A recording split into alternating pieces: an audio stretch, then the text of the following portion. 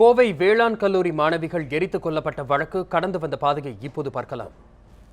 கடந்த 2000ஆவது ஆண்டு பிப்ரவரி 2ஆம் தேதி கொடைக்கானல் பிளசன்ட் ஸ்டே ஹோட்டல் வழக்கில் ஜெயலலிதாவுக்கு தண்டனை விதித்ததால் தருமபுரியில் கோவை வேளாண் கல்லூரிக்கு சொந்தமான பேருந்தை அதிமுகவினர் எரித்தனர்.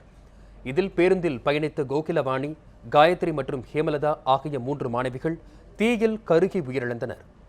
இந்த வழக்கில் குற்றம் சாட்டப்பட்ட அதிமுகவைச் சேர்ந்த நெடுஞ்செழியன், முனியப்பன், ரவீந்திரன் ஆகிய 3 பேருக்கும் கடந்த 2007ஆம் ஆண்டு டிசம்பரில் சேலம் நீதிமன்றம் தூக்கு தண்டனை விதித்தது தீர்ப்பளித்தது. மூவர் மீதான தூக்கு தண்டனையை சென்னை உயர்நீதிமன்றமும் உறுதிப்படுத்தியது.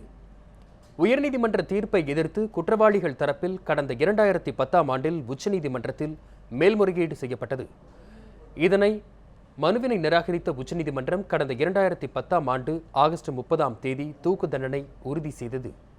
இதனைத் தொடர்ந்து குற்றவாளிகள் சார்பில் உச்சநீதிமன்றத்தில் சீராய்வு மனுவானது தாக்கல் செய்யப்பட்டது. இந்த சீராய்வு மனுவை விசாரித்த உச்சநீதிமன்றம் குற்றவாளிகள் 3 பேருக்கும் விதிக்கப்பட்ட தூக்கு தண்டனை ஆயுள் தண்டனையாக குறைத்து இன்று தீர்ப்பளித்துள்ளது.